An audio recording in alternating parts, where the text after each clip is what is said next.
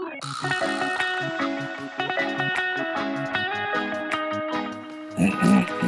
won't be able to see if you freeze, though. That's the shitty part.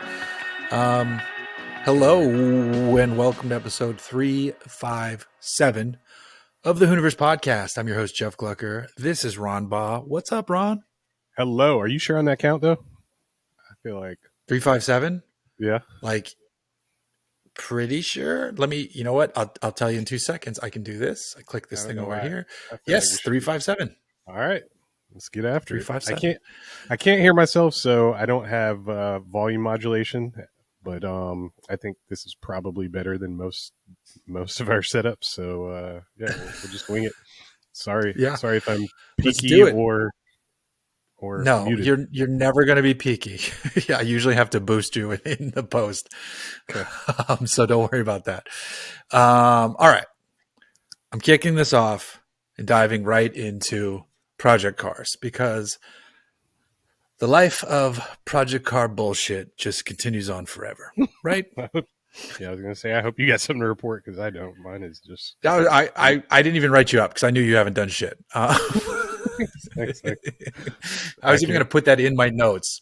Don't worry, Ron definitely hasn't touched his cars. So, the Jag. We'll start with that one. Took the Jag to the local shop before I'm going back to give it another look to see what it's doing on the smog machine. As soon as I pulled in, because it'd been running rough lately, they opened the hood and I'm such an asshole. They immediately see that one of the plug wires is hanging down. That's good. They're like, well, there's your misfire. I'm like, what the fuck? Like, why don't I catch that? So that felt stupid. And then when I backed the car out of the garage to drive it to the shop, there was like a small, not a big puddle, just a tiny one under the car that had never been under there before. I was like, what the fuck? It doesn't look like oil. So they found that like one of the clamps on a lower coolant hose was loose. So they fixed that. Picture's back too.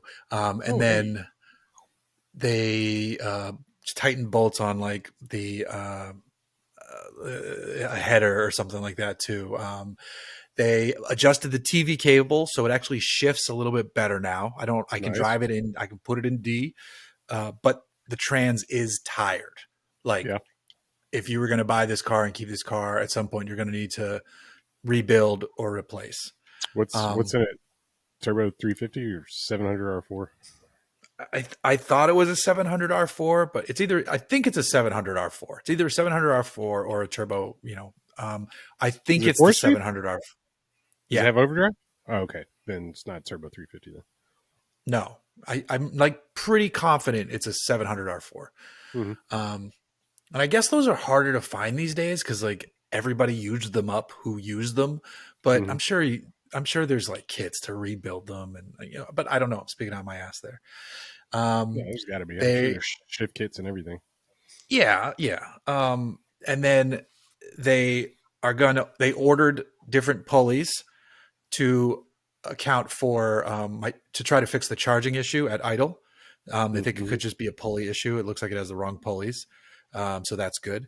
So theoretically, when I go in to get it smogged this time, which I'm going to do before the pulleys get here because that doesn't matter because that's just a charging issue.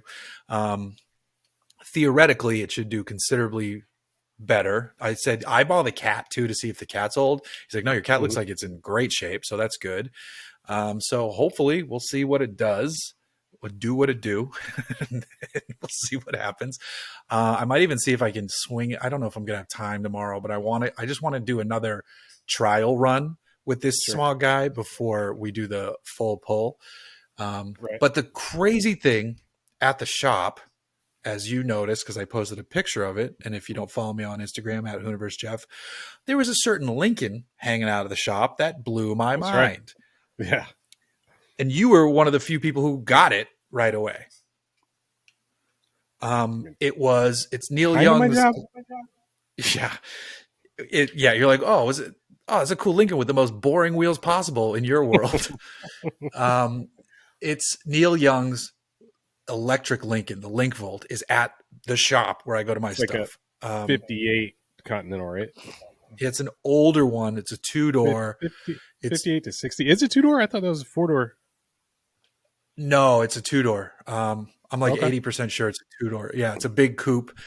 And Neil Young has had this car for years. It almost burned his shop down at one point or something like that. Oh, really? I It's didn't know that history. yeah, it caused a fire a long time ago, and then it's since been rebuilt. But the electronics on it are it's like such an old conversion that it's actually a hybrid, which I never knew. There's a four Oh, cylinder really? Ford engine. Yeah, there's a four cylinder Hmm, Ford engine that feed, and then there's a biodiesel generator. It's called the Link Volt, and it's a 59 Lincoln Continental, and it is a two door convertible, actually. Yeah. And so the electric range on it is only 50 miles, but the total driving range Interesting. is like 300 or 400 because it has the biodiesel generator and the little four cylinder Ford.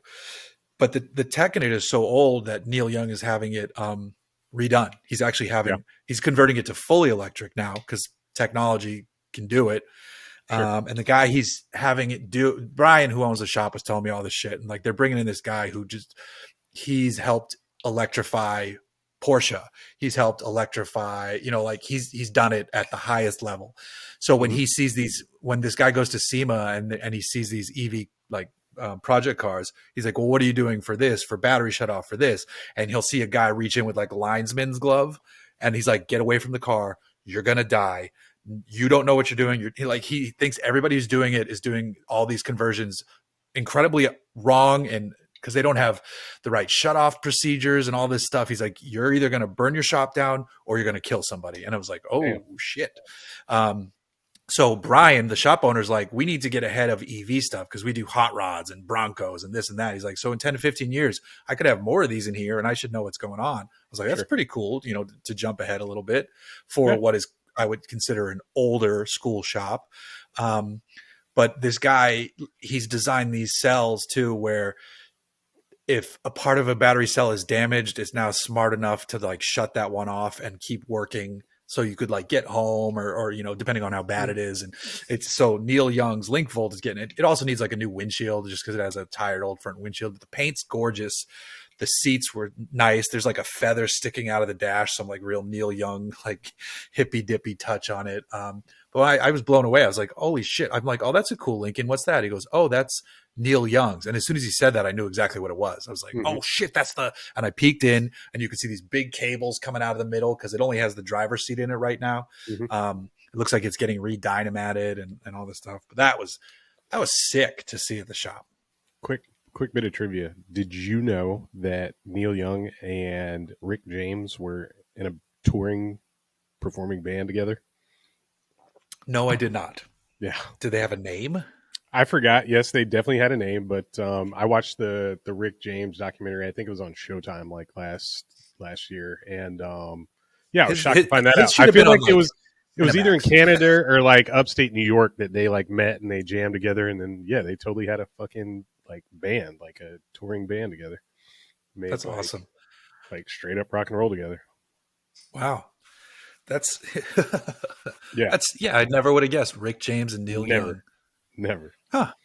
And the weird thing was the night before I took the car there, because I'm fiddling with the guitar and I found a tab. I was like, oh, let me try this Neil Young song. And it was the first time I picked one up and tried I to don't know play it. shit.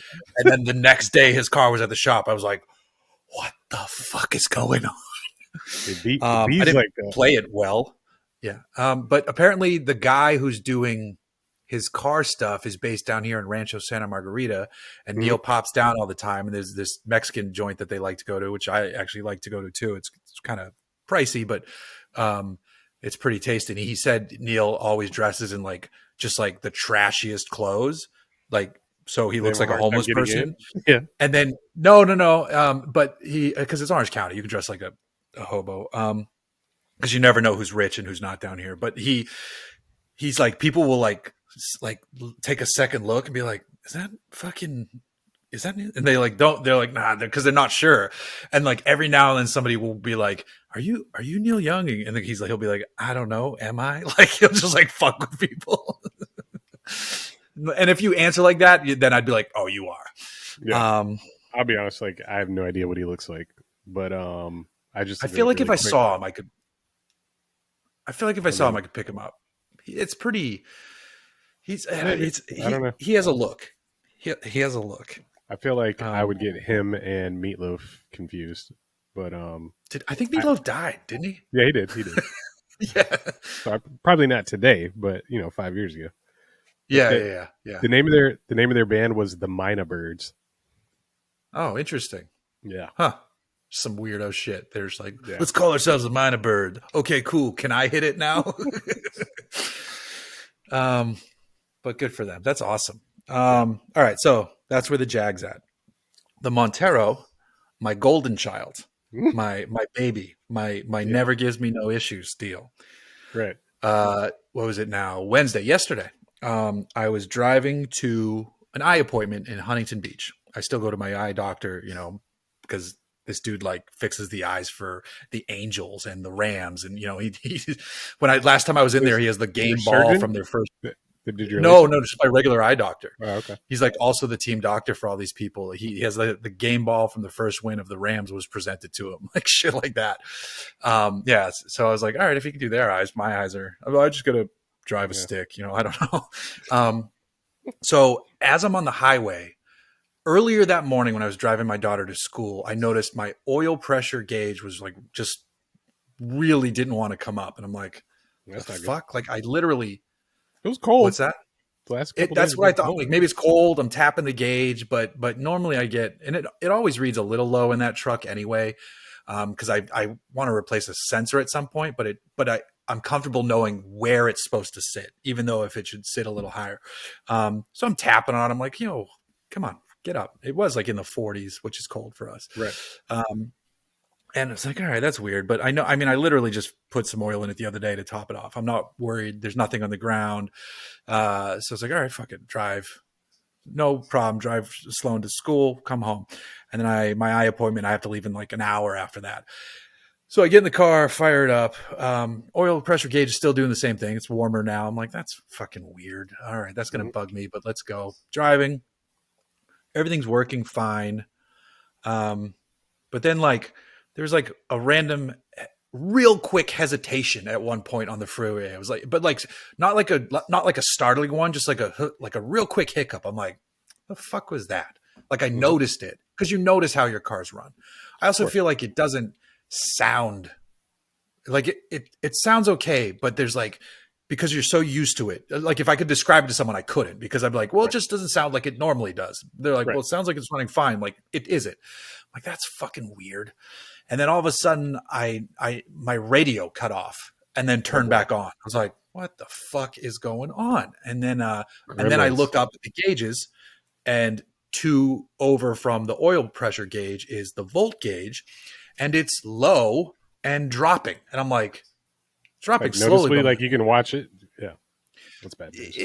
It's really slow, but yes, I could see. I'm like, what the fuck? I'm losing power. So I'm almost to my exit. I get off the freeway. It stumbles for a second, but doesn't die. So I have like 4 or 5 lights to get where I'm going. So at every light, I'm like holding the revs at like 1500, just like, I don't know. This feels safer to whatever's going to happen. I park not right in front of the eye doctor, cause it's like one of those like green zones, or 30 minutes or whatever. So I park a few rows back, and it's like, shut the car off. I'm like 10 minutes early, cause I'm always early for everything to a fault. And I think it's cause my dad was in the Navy, but, I shut the car off, sit there for a second. I'm like, what the fuck? I get out, I pop the hood. Nothing's pouring out of it. Not there, it's not doing anything weird under the hood. And then I hop back in and I go to start it, and it's click, nothing. I was like, oh, okay, cool. Neat. So I was like, well, I got to go to my eye doctor appointment. I got to figure this out. I'm looking online. There's an O'Reilly's a mile away. I'm like, man, that's going to suck to walk there and back, like with a battery. Yeah, batteries are heavy. So exactly. I go into my appointment. I know it's because it's a 3-month follow-up for the LASIK. So it's going to be a quick appointment. I text my buddy, Devin, who lives in Huntington, who's the oldest of the 4 sons. I'm like, okay. He might not be at work yet.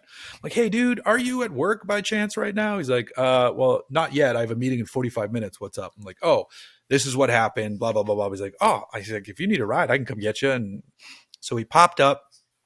We drove, a mile to O'Reilly's. I ran in, grabbed a quick battery. I didn't even look at the size. I'm like, fuck it. I'll just throw it in there.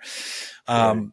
And then of course, UTV. like the terminals are opposite of where they should be for my Of course. cable. So I had to like angle the battery a weird way. And then the clamp won't fit. I'm like, whatever. It's a battery. It's not going anywhere. Fuck this. And it fires up. It fires right up. But the volts only come up to 12 and just under 12. And normally that truck rides at 14. Mhm. So I was like, God damn it. So I know I can get home though. Right. So I drive it home and I posted online about this too. So immediately the internet is like, alternator, it's alternator. It's alternator, it's alternator. I'm like, I know, and I appreciate all the comments because sometimes I won't know, but in this instance, like I'm pretty sure it's the alternator too at this Right. point. But it's funny because everybody's like, "Oh, it's your alternator, it's your alternator, it's your alternator." But I'm the one who posted like, "Oh, here we go, blah blah blah," and I'm like, I know, I ordered it. It's coming from could be a voltage regulator too, but those are out Right. of stock, so we're starting with alternator. Right. Yeah, I was Um, just gonna say I didn't know if it had a separate voltage regulator, but typically those are cheaper. I would start there. I know I would have, but that was out of stock at Rock Auto, so I just ordered the alternator. Rock So Auto. yeah, I just need those magnets, baby. Um, so that's coming. And while I was on there, I realized because when my Montero got smogged, when the guy backed it into the smog station, I was like, oh shit, my backup lights don't work. So I ordered some bulbs when I ordered the alternator. And hopefully it's just bulbs because I don't know. It'd be weird for both of them to be out. Yeah, that'd be weird. Right. I mean, it's weird So if it's. It would be weird if both bulbs were out. right. So it could just be the switch, which isn't a big deal. I Right. think that's just down on the trans. Yeah. It So might we'll just see. be like But corrosion or something like on a yeah, it could be contact. that. Yeah. So I don't Did know. you The order funny thing, LED bulbs? no, I not for that truck. I just ordered the regular ass bulbs and I just ordered like the super brights, like the Hellas, like so I could be like, I'm backing up.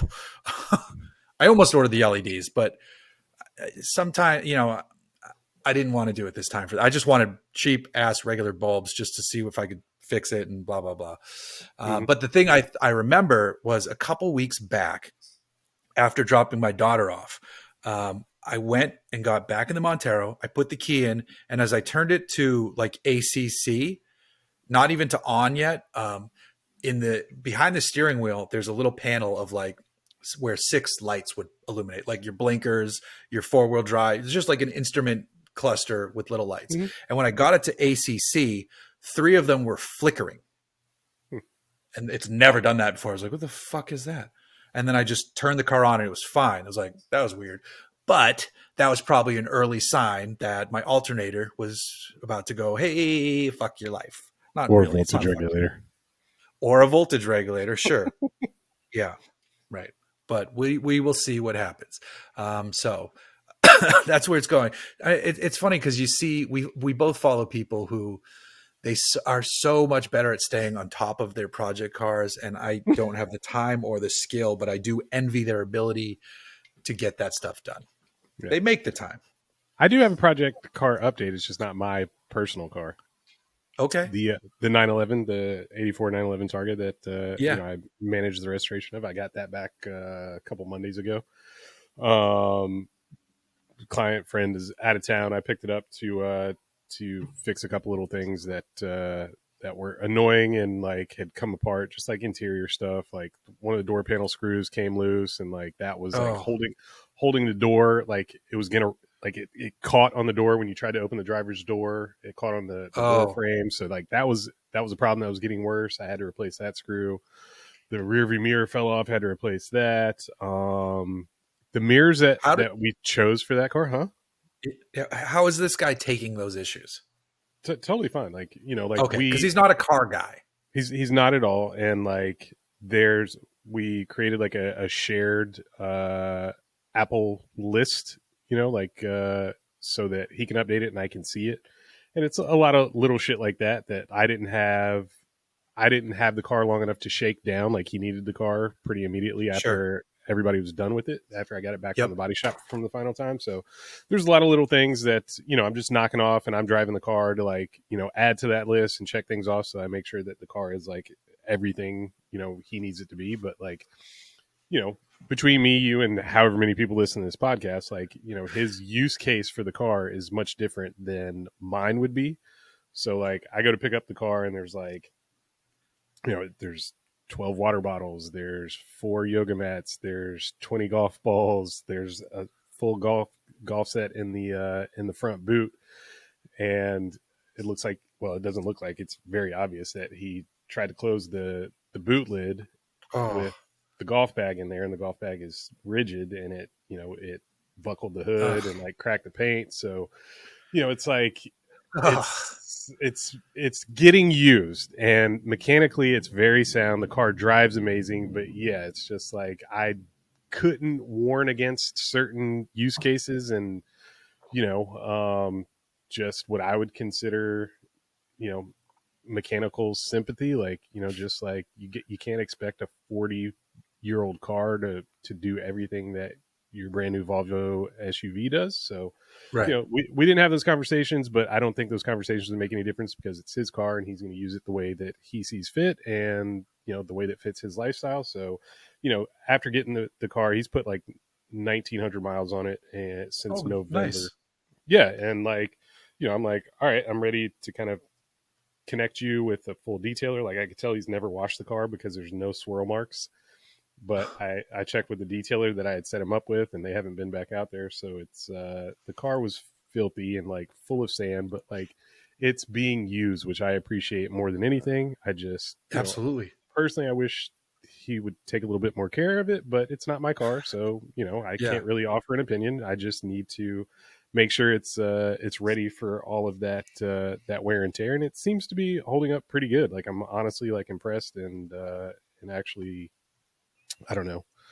Um, I don't want to say happy, but I'm not disappointed in the way the car has held up over the last couple months. It's just, just needs a little bit of TLC, and you know, I washed it up. I've been driving it for the last couple of days, and it drives amazing. And like, I don't know if I ever talked about this, but I had the Porsche PCCM. It's like Porsche Classic Communications Module. I think that's what they call like the head unit, Yeah. like that Porsche actually makes for these cars. And Yeah. like, it's pretty much a plug and play deal, and like, it adds Wait, is Bluetooth. it the one?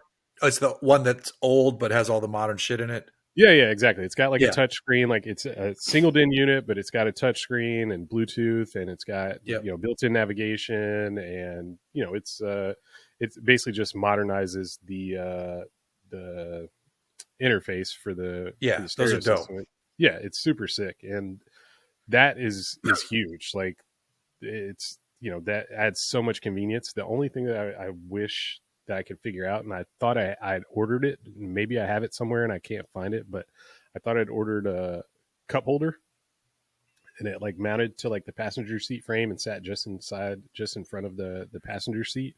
But Right.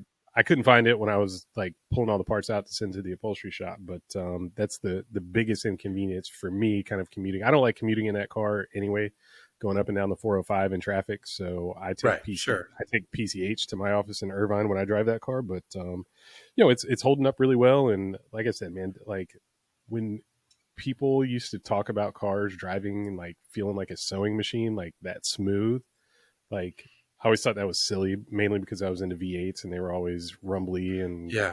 they were just like now I get it. Like, that car like Yeah. hums and buzzes so smoothly.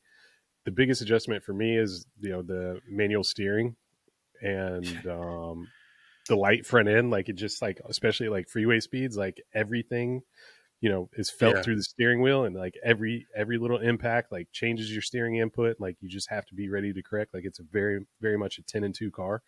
Right. And I get how that would be like thrilling to have all that feedback, like in the canyons or on like Right. Right. a winding road. But like on the 405 freeway at like Yeah. It gets 70 tiring. miles an hour, it's like, oh fuck, oh fuck. Like, it's like, even just the the dots, the reflectors, like launch you like back across your lane. So Yeah. it's Still, that's a sweet. I mean, an old Porsche is just. once you drive one, you're like, oh fuck, I get it. Yeah, exactly. That's Shit. exactly right. Like the first time I drove it after the mechanical restoration, even when the interior was fucking shit, and like it looked like Hank Moody's ride. Like I drove like around Long Beach, and I was like, I totally get it now. Like I totally understand. This thing rips. It doesn't need 500 horsepower. It Nope. doesn't need like a fucking aluminum flywheel or anything else. Like it just like these cars like were light years ahead of everything in 1984 and probably in the 70s as far as performance Mhm. goes. Like they were just like performance oriented. Like you wanted to rev it out, you wanted to like push limits, find limits, and I totally get it. And there's no wonder why. I'm pretty sure Porsche's biggest market is California, Mm-hmm. and it makes sense because man, it is a perfect car here, no matter which part of California you live in. Too. I mean, especially if you get something with their all-wheel drive system. I Yep. mean, it's it's not that that's the one I'd want because we live closer to the nicer shit, but Right. uh, man, yeah, there. I get it. All my years of fighting against other journalists Totally. being like, you guys are just homers for this stuff," and then you drive one, you're like, Totally. "Oh my god, I love it! Give it to me now!" Yeah, Yeah. To be yeah, fair to us, though, like the people that drove Porsches in the 80s and 90s were assholes. Like they were mostly douchebags. yeah, Like there was a kid at my high school that drove like a slant nose. I'm sure it wasn't a factory slant nose; it was a conversion, but a slant nose convertible. And he was the biggest douchebag ever. And like he was a black yeah. If kid, you have that and car like in I high wanted to school, be, yeah, I wanted to be friends with him. Like we were friends, but then when he started driving that car, I was just like, oh no, man, like you're a you're, villain. yeah, totally. Yeah. Um. Yeah. Yeah. I would love one of those. So I actually have a news item to stuff in here too, Let's get because it there was a big bit of news today, from and I don't Tesla. have all the deep. Yeah, yeah. Tesla recalls over 360,000 cars due to, in quotes, full self-driving, the beta, causing crashes. Apparently, Tesla says it'll be fixed via an over-the-air update. And of course, they do not consider this a recall because they Right. don't understand what recalls are. Even if you fix it via OTA, it is still a Sure. recall, and it's still NHTSA is dealing with it. And this is fucking amazing. This is like, I can't believe this happened. I can't Really? believe Why? he's done this. What's the Just surprise? because they've been coasting for so long on mindless bullshit. Right. So why don't And you so before that? for Why don't you like detail what the recall really is for and what it entails, if you can? well, I see. I mostly read the I mean, headline and the bullet I read. point. Okay, I read it too. So I Go mean, for it. I'll say it. Like basically, yes, it's fixed over the air, so it's not a physical recall. Tesla does not have to Right. bring these cars into a dealership in order to fix. But basically, the NH National Highway Transportation Safety Administration, Traffic Safety Administration. Yeah. yeah, something. Uh, they determined that basically the self-driving beta that's been employed in Teslas since 16. 2017. Yeah, 2016 for Model S, 2017 for, well, did Model 3 come out in I just know the year 2017? range is 16 to 23. Exactly. But it's basically every car that was equipped with self-driving autopilot, and basically the system doesn't recognize stop signs, it doesn't recognize like roundabouts, like it's basically saying like the system is unsafe because it doesn't recognize real world situations. Like if your car is in a right turn only lane but there's not a stop sign, then it'll allow your car to go straight through the intersection Jesus where there's Christ. not a continuing lane. Like, that seems egregious. That seems like a real fucking issue. So it's like, Right. it's stuff like that. It's not adhering to speed limits. Like, it's like This is if you're turning control of your car over to a computer, we want to make sure that computer follows laws by the book. Like no 5 miles an hour over, no going with the flow of traffic. Like it has to adhere to all of our traffic laws, like to a T. So that's the reason for the recall. And it sounds like Tesla was made aware that this was coming, and like they already have the update that fixes this ready. But it's like the real question is like, if you knew this was coming, if you knew this was an issue, and you had NHTSA like go through the hoops to figure this out and to create this recall, this mandatory recall, like why haven't you updated it already? If you have the capability, why haven't you updated it already and made sure that your product is safe? Like you're only doing it because the government's making you now. Like it's not as costly as bringing a car back and changing a physical part. So Right. why didn't you do this before you were mandated to? Well, probably, we can't just say that mindset isn't just a Tesla thing, to be totally fair. And I never want to say the phrase totally fair to Tesla, Sure, because you think back to like US recalls, like remember the Pinto, remember that shit. sure, sure. Um, but Tesla's probably just weighs it against like instead of weighing it against the cost benefit of like human life, which Ford did back in the day, which is fucking crazy. The Tesla probably does it against like the benefit of media cycles and like Stock prices. stock prices, which it tumbled. I didn't see it where it went, but it tumbled. Um, and it is so wild to me that it's like it's like there's that tweet that went viral years ago. I've been working on this for over a year, and he just said it. Like it's like the shit we've been screaming from the rooftops for so long. Like but you have these Tesla stands. I don't know what's going on in their world right now. I did a TikTok because I have to do TikToks for Auto What? Trader. Basically, well, no, I repackage my news videos into a Okay. vertical format. So I'm just recycling a news thing for TikTok. I'm not like doing dances and shit. Like I'm not fucking. It's basically taking a video I've already cut for YouTube, Well, now I won't switching it to a vertical subscribe format. Yeah, no, if you're but I dancing. did one. Hey Subscribe. kids, do you want to? I don't know why that just reminded me of there's an Instagram reel. It's like a guy sitting down with T-Pain. And I think, I don't know if I share this with you. I shared it to another friend where he's like, this is what original hip hop sounds like. And he has like some machine in front of him. And he's like, ta, ta, ta, ta, ta, ta. Hey kids, how you doing? Like he does like, and T-Pain's like crying and laughing. It was really fucking funny. But that's what I felt like the What TikTok dance was. was it? Eric But Andre? what's that? Was it Eric Andre? No, no, no, no, no. It's like because you know how T-Pain's like a streamer or something like that. Okay. It was Yeah, like yeah, on yeah. his it was like a guest on his thing. I'll Gotcha. find it and send it to you after because it's pretty funny. But the video was about Mercedes is the first in the United States with level 3, Right. like legally, and it's Right. only in Nevada, and it's only up to 40 miles an hour. California should be next, but like that's how for automakers who have done this the right way, and someone like Mercedes, who's one of the, if not the oldest automaker on the Hmm. planet. And whenever they come out with like a new S class or something, it usually pushes some sort of boundaries. I've always believed that about the S class.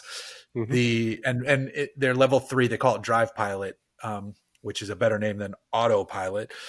That was very smart of them. It's in the Marginally. newest. It's in yeah. Well, I mean, drive. Like we're driving. You're a pilot. It's not auto. The word auto is not in there. Right. If we need you to drive, pilot, It's more get ready accurate. to Yeah. jump in. Yeah. Yeah.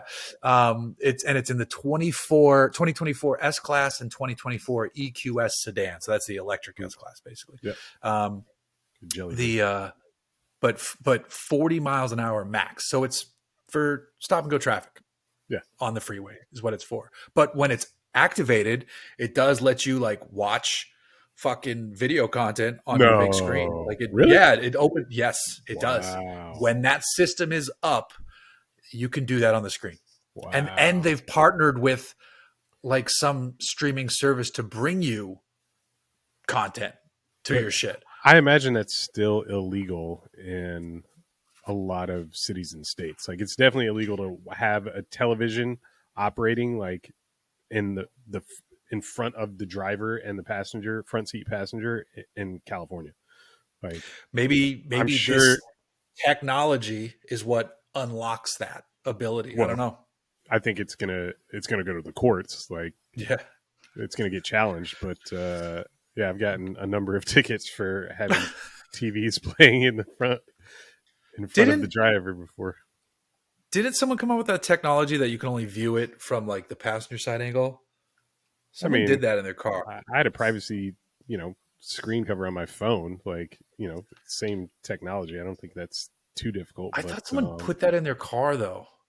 I feel like I've maybe. seen that where it's like the driver sees some stuff and the passenger sees other stuff, and that allows the passenger, if they wanted to watch something, they could. For some reason, it feels like a Jeep did it, like in the I, Grand Wagoneer, but I don't remember. I once got a ticket as a passenger for watching television in a flip down monitor in like the sun visor. On we were cruising Sunset Boulevard in a Infiniti QX56. It had TVs everywhere, but I had the one in the passenger sun visor flip down, and like a bicycle cop came up and like harassed us, and I talked mad shit to him, and like I should have shut the fuck up, but we were out Yep. partying. I had a DD. My coworker was driving. He was sober. We'd been out Ugh. like entertaining Lil Jon that night. This is like 2004, at the height of his popularity. We're riding around in a Jesus. QX56 on 26s, and this cop like gave us a hard time, and I was just like, I started talking shit to him, just because I know the mentality of cops, and I was just like, dude, this is harassment. Like, this is bullshit. Like, I didn't interfere with his driving at all. Like, I had the thing like angled towards me, like I was watching music videos on the Yeah. DVD, but I gave him so much shit that he gave me the ticket because the car was basically like a dollar car. It was like on loan from Yeah. Infiniti, but the person from Infiniti that gave it to us like had departed the company, so we were just left with it, plus like 4 other cars. So we just drove them indiscriminately. We insured them, but just like drove them around with no VIN numbers. So that's why that's why he gave me the ticket, because he was just like, I can't give the driver the ticket because he doesn't own this car. Car doesn't belong to him. Car doesn't have a VIN. He's like, you're lucky I'm letting you go, but I don't even know what to do Yeah. with it. It's like, Right. just like gave me a ticket. He's like, for we like, take I this don't back, know, we crush it. like Yeah. distracting like the driver or some shit. I was just like, how did I get a ticket from the passenger seat? I should shut my mouth. It's pretty impressive, man. Nicely done. All right, but I'm very happy about that Tesla news. I am moving to. Why are you happy though? Because it's a house of cards. I'm convinced Tesla is a house of cards, and I'm with you. and some of the cards are starting to fall, and as a house of cards go, yeah, I don't know. I have a lot of problems with Tesla. I'm moving to IG questions. I know you got some. I do. You can do yours first if you want. No, I need, my eyes are burning. I'm gonna grab eye drops really quick. So give me like 4. Okay.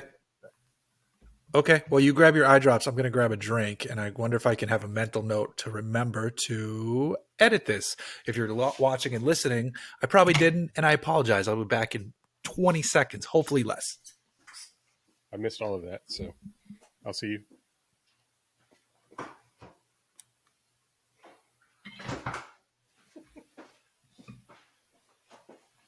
All right. There we go. Now I'm back. Sorry for that quick beverage break. Back. Back. All right. So I'm going to pull up the Instagram questions. I'll wait for Are Ron. you gonna remember? Are you gonna remember to edit this? No, I actually just called out that I'm not going to remember to edit it. Oh, good. It was like musical chairs, like a Benny Hill episode, us running around. It gives people a moment to not hear our annoying voices. All right, first question. jdpublish.pic. This is a Tesla question. I noticed that Model Ys dazzle oncoming traffic at night worse than most other cars. Is it just me? No, it is not. I don't think it's just Model Ys. I think it's a lot of Teslas. If I'm getting blinded by oncoming or traffic behind me, 95% of the time here in California, it's a Tesla.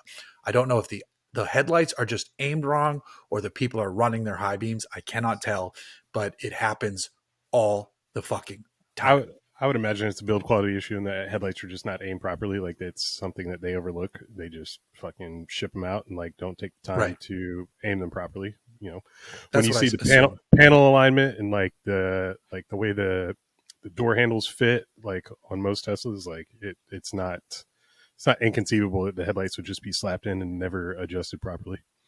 Right, right. Yeah. No, that's what I think it is. Let's see. Next question. Questionable racer. Which party endurance race do you attend first or again? Bathurst, N24, or Daytona? I've been to N24 and it was fucking awesome. I still think Bathurst might be more of a party endurance race. And then Daytona is probably pretty fucking fun though, too. I I listen. I want to go to all of the above. I think in order of, I don't know, not necessarily grander, but just in order of what I want out of the experience. I think I would start with Bathurst, Daytona second, and Nürburgring last. Like, just because Yeah. that seems like the most hardcore. Like, to do it properly, like you camp. Yeah. Like, you camp in the woods, and like I just don't know if I'm ready for all that. Like, it's like Coachella, Coachella for cars. Yeah. I want to go back because I had a hotel room and I only barely dipped a toe into the woods. And it seems like that's where the action was. Right. So yeah, I think you're right that you need to camp, you need to do it right. I mean, actually, or you could do the hotel and then just go party in the camps and then go back to your hotel. But you could theoretically walk for miles Right. to party Yeah. there. That's what I'm saying. But It's too big, too remote. Sounds like it's cold, even in the it summer. was fucking awesome. I Yeah. remember getting B-roll from the balcony of my hotel room of the race in my underwear in Yeah. at 2 a.m. That's fucking cool. It was so awesome. But yeah, Bathurst would be the party. Dissonant smithing. What car is so bad that you'd walk 5 miles over having someone see you in it? I don't think I would react that way in any car. No. I can find the fun or the hilarity or the joy in anything. Yep. The most embarrassing car that I ever owned was a fucking Mark IV Jetta that was just a piece of shit, and it was like in limp mode like the entire time that I owned it. So I could it was impossible to accelerate. Like, I could barely maintain freeway speed, but I couldn't afford to fix it either. And I tried to fix it. It overheated all the time. I had so many issues with it. So like, my girlfriend at the time never ever rode in the car. And like, I don't know, a couple years that I had it, and she was like, I don't understand, like, why have I never ridden in this car? And like, it is so embarrassing. It's such a piece of shit. Like, it just looked like every other Jetta on the road, but I was just like, this is so not me. But like, I would never walk 5 miles versus riding in anything. Like, I don't know. Cars just don't embarrass me. Like, it's, I can separate myself from whatever I'm riding or driving in usually. Yeah. Though my wife had two horrible cars once as company cars years ago. She had a Chrysler 200 and then we got upgraded to a Prius and I fucking hated that car. I understand why people have them. Right. But it's everything I do not want in a car. But sure. I mean, still it's a miserable driving experience, but I'm not going to walk over it. No. I mean, that's a good question, Chuck, but no, I'm not. But it's funny because now I want to try that new Prius because that thing looks dope. Oh my God. You don't like it though. You don't like it. I forgot. No. I talked about how shitty the one at the LA Auto Show was, right? Yeah. That's why I just thought of that. Yeah. James Patrick Costello asks, am I crazy for embarking on a 5-year total rebuild of my XJ while also daily driving it? I mean, you're talking to a dude who's had a wagon for 9 years with no engine. So if you're able to drive it, more power to you. Bro, take your time. Like, I admire you for being honest about how long it's going to take you to do this. Like, yeah, if you said you were going to do it in a year and I said it was going to take you 5 and you didn't accept that, then I'd be like, well, sorry, dude, you're just not a realist. But like, if you have a plan and you're patient, like, that's the way to do it, man. Rushing also, by the time you're done with that, I mean, there's already there's an appreciation for XJ Cherokees, but by the time you're done with it, I think it will only have grown. So you might have the coolest one out there. You never know. I was thinking Jaguar. No. He's doing a XJ Cherokee. Yeah. I'm not a dirt or off road dude. I was like, I don't know what year Jaguar this guy's working with, but yeah, No, no, dude, no, no.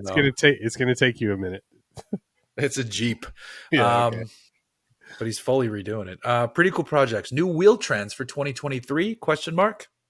Blue and green. No, Blue and seriously. green. I'm Yeah. serious. I'm dead ass serious.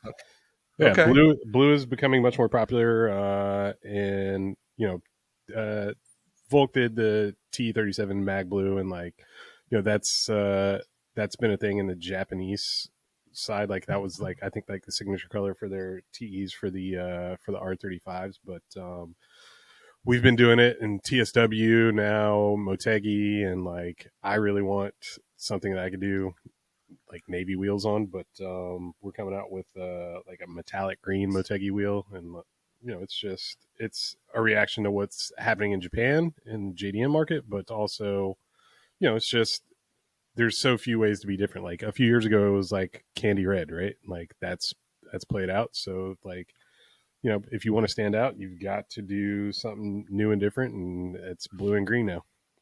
Huh. Interesting. Um, clean, clean collective. Valentine's card chat. I got some in a Dodge Intrepid when I was Two 19. K's or Clean C's? collective. K's. Okay, that's yeah. Okay, Um, that's my the buddy Eric Lee. oh, okay. I think he's just saying that he got some in a Dodge Intrepid when he was 19. So congratulations. There's a lot of room in that car, so that's Yeah, good. totally. Cab Ford design, man. You got plenty of interior room. Because I forget if I lost my virginity in it or not, but it might have been in my 87 Prelude, which not as much space. Definitely not. But So the Honda's always had like leg room, like like yeah, uncharacteristic leg room. They had low floors and like plenty of room in front of you in the pedal box. Like I don't know, might be that's better true. for oral than Nice. And then Leo CNC picks. This is again not a question. It just says Ford in Formula One in quotes. And I mean, yeah, you got to get your name in there. Formula One's weird. You got to get your name in on an initial level. I mean, Aston Martin doesn't supply engines either, right? But they're running cars and right. They right. don't do But engines. Yeah. no. So Ford is replacing Honda as the power plant manufacturer. They are making power oh, plants. Yeah, okay. it's not just a marketing exercise. They plan to make power units. So I'm curious about that. Like I wonder what the formula is going to be in 2026 or whenever they enter the series. Like Hmm. are we going to go to 4-cylinder hybrids? Like, Right. I who knows what it's going to be. It's got to be um something that is relevant to the new car market. So I don't Right. know if they stick with this turbo V6. Like that doesn't seem to, even though it's somewhat prevalent in the marketplace, it doesn't seem to be like the cutting edge of innovation. Like No. the only hypercar that features like an F1 derived turbo V6 is the AMG Project One, and like that's so rare and it's so like It's not track even legal for sale in the right U.S. right. It's like so track focused that that's exactly what I was going to say. That like it's like a Ferrari FX. Like it's not like a regular hypercar that you can drive on the street. Like Well, it's got startup procedures and it's got all this yeah. shit that you have to go through because it has the actual block, like the basis of the F1 power unit. Like Yeah. that shit is so far removed from the reality of day to day performance engines that However, I really wonder how the formula is going to evolve. however, what they're doing with the next C class is Right. like learned from that F1 tech, which is Sure. pretty badass. Yeah. But I can't wait for a But 2026 but Mustang but what it EcoBoost owner to be like, it has an F1 engine. sure. But that's like that's my point. Like that new C63 has a 4-cylinder with hybrid Yep. assist. So it's like Yeah. like I feel like it went from twin turbo V8 to that. So I feel like that's probably the next evolution. They keep getting smaller and smaller displacement, internal combustion engines, fewer cylinders, adding turbos and hybridization like would be a more realistic like approach to what they're selling every day. So Yep. Jim Trainer asked, when are we going for beers? I already replied to him. Just let me know on my calendar. Johnny Lieberman asks if I ordered what? 2 alternators. He asked if I ordered 2 alternators in response to my question. I don't know if that was a question for the podcast or what. I don't even think he listens to the podcast. So I know he doesn't, the bastard. But it's okay. I don't listen to his either. Nice. Love no, you, I Johnny. ordered 1. And then Camille, our East Coast editor, how come you never have Camille as a guest? This is Camille who wrote this. How come you never have Camille as a guest? He's funny, knowledgeable, and handsome. I'm sorry, buddy. I don't know. And Josh Ostrander also wants to come on. He keeps saying to have him Let's on. go. He's just a king of hammers. Yeah, I just am lazy. That's the truth of it. I'm lazy. Well, I mean, I can help. I have increasingly less time these days. I'm getting more and more busy with my actual day job, much to my chagrin. Right. But dude, like, let's have some guests. It's always fun. All right. I know people are asking for it, and I got to do it because you can only listen to us blather on about the same shit for so long. So you're all correct when you say we do need guests. But you said you had some questions as well. I do. Let's see. We will not go in chronological order, but my buddy, I think our mutual buddy, and he doesn't even know how to say his own name, so I don't get too hung up on this, but he thinks it's a Abimelech design. Our friend in Mexico, Abimelech. I feel like that's how he said it before, but he's like, dude, I don't even know. Like that when I met him at SEMA, he was like, I asked him first thing, I was like, yo, like we were texting, like I met him, and I was like, how do I say your name? And he was like, I don't know, honestly, I really don't. I was like, how do you not know your name? And he was with his dad, so I turned to his dad and I was like, what is this? Like, how do you not know how to like pronounce your son's name? But anyway, he's a world-renowned 3D automotive artist, and his question is 911 Safari and the possible aftermarket. Like, what are your thoughts on that? And I think he means the Dakar 911, like the new Dakar. Yeah, right. I think that's what he means, even though he's pretty sharp, and he may mean 911 Safari, like backdates and like older cars. Oh no, I think I would assume Dakar. Right. So, I mean, the possible aftermarket, like, I mean, I think it's pretty extensive. I mean, like, Lee Keen is already building aftermarket. TJ Russell is already building aftermarket, like crazy Baja 911 builds and shit. So, I mean, the aftermarket is already thriving in that segment. But if we're talking about 911 Dakar, the new 911 Dakar, like, I think it's pretty capable. Of course, the aftermarket will support it. I don't know if that means rooftop tents. I don't know if that means better fucking shocks and bigger lifts and bigger tires. I don't know, man. Like I don't get it. Yeah, the guy who buys that doesn't care about the aftermarket. Like not all of them. Some of them might, but I feel like the average person who's raised their hand to buy one of those doesn't give a shit about the aftermarket. They want to keep that car stock. Right. Porsche already makes their own tent that they could put on the top of it if they wanted to, which they rebranded from another tent company, but it's a good one. There's always people you can go to. I mean, eMotion Engineering would probably cook some stuff up if you really wanted to modify that car. Right. But it sounds like it's to what end? What are you gonna do? Right. King of the Hammers. Right. Where are you going with this? Right. Yeah.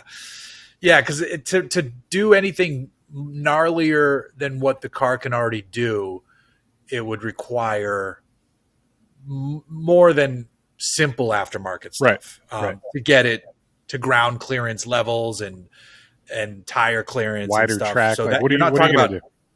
Yeah, you're not talking about aftermarket. You're talking about like fabrication and absolutely like re-engineering. Like yes. So yeah, I would agree the aftermarket is going to be limited for those, but you never know, man. You never know. I mean, I'm surprised that Safari 911s are a thing to begin with. Eric Taylor E356 asked top 2 or 3 automotive things to do in LA in April. First time visiting it. And I reached out to him to find out what dates in particular, because, there's always shit going on. And I feel like April is a pretty ripe month for automotive events. I mean, all the cars and coffee events. So whether it's Donut Derelicts on Saturday mornings in Huntington Beach, whether it's Bob's Big Boy Friday night in Burbank,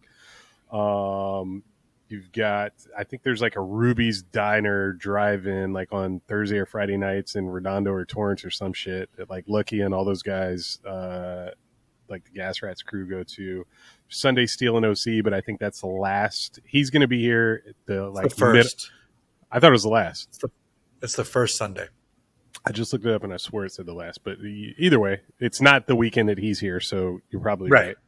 But every Saturday in San Clemente. Right. That's a hike for MLA though. It's what is that one's just South OC Cars and Coffee. Yeah. It's a big show though, but yeah. It's you could do if you're here early on a Friday, you could do Good Vibes. Right. Good Vibes Breakfast Club, which is a run and up then to Rip Angeles Crest. Yeah, exactly. I don't know if you're renting something cool and fun to drive, but like that's always fun, even though the restaurant is closed, which kind of sucks. The one thing that I know that is happening that weekend is, and I don't know if you're into this, but Fabulous Fords Forever, like the biggest Ford show in the world, is at Knott's. It used to be at Knott's. I think it's at Irwindale Speedway now. Oh, okay. They relocated a couple years ago, like around the pandemic, I think 2021. So I think it's still at Irwindale, but that's, I mean, if you're into it, like it's a wide ranging show just because it's everything Ford. So it's everything from original GT40s to, new Mustangs and Focus and, F-150s. Like it runs the gamut, like old school Broncos, like, it's as wide ranging as Ford's like forever. It's literally everything. Yeah. It's all Ford. Yeah. Go blue. I think there was one more. Oh, there was one more question. The dad spec, which is Rich Beloy. He asked, what's the car or cars that started your journey in the automotive space? You go first. Okay. I've said this in other ways because I didn't grow up a gearhead. It came a little bit later. But it was television and movies that got me into cars. So, the Back to the Future DeLorean, the Ferrari, in quotes, from Ferris Bueller's Day Off, Knight Rider, the A-Team van, all that shit. That is what sparked the interest in cars. And then as I grew up, because I didn't really start talking about cars with other kids until later too. So like I wasn't buying the magazines. I wasn't reading all that shit. My dad wasn't a gearhead, so we weren't wrenching. So it was really television and movies. And then as I got older and started to like try different things, I had my first car was the 87 Honda Prelude. I have a picture of it on my wall right here. And then I had a Nissan Z after that. And then I got into a Ford Ranger. So it mixed things up, moved cross country in that. And then always thought I wanted an Audi A4. And then we had a used one that my wife got, and it was a fucking piece of shit. And she's like sworn off Audis because of that car, even though I've tried to tell her. And she's been in many new Audis. I'm like, this is a nice car. She's like, I don't care. I'm like, God.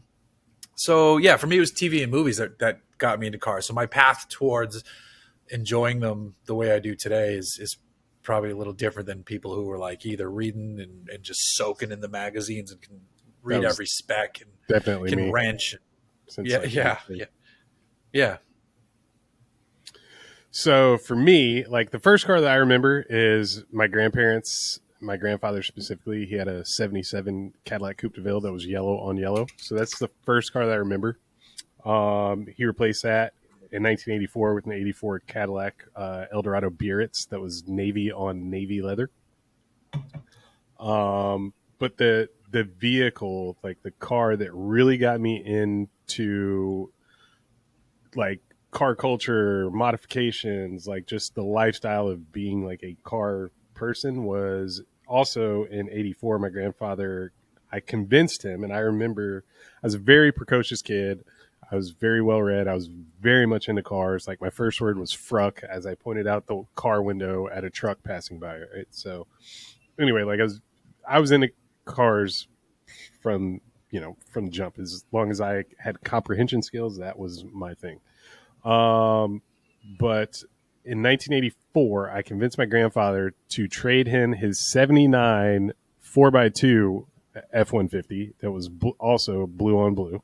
I convinced him to trade that in for a 4x4 truck, a brand new 4x4 truck, red on red. And like, Fall Guy was probably my favorite like television show at the time, but I was into Ford trucks. My grandfather was into Right. Ford trucks. So I basically convinced him to build a Ford version of the Fall Guy truck. So that means Nice. it was lifted like, I don't know, 3-4 inches. It had big raised white letter tires and like center line, like aluminum Awesome. wheels. It had a brush guard, a roll bar with KC highlights, Damn. and air horns on the hood. And that truck, like, we'd show up to, preschool. He had that truck, I think, until I was in high school.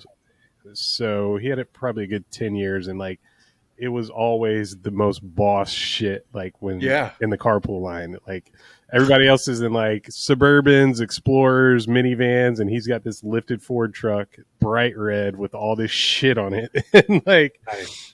he had a fucking train horn, like the air horns Hell on, yeah. on the Yeah. hood were fucking train horns that he had like wired to like a 18-wheeler fucking pull thing. Yeah. Yeah.